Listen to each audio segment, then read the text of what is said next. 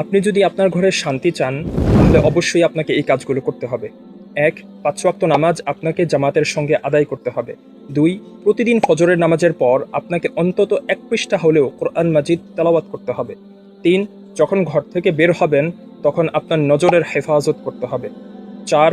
অবশ্যই আপনাকে হালাল ইনকাম করতে হবে। ৫.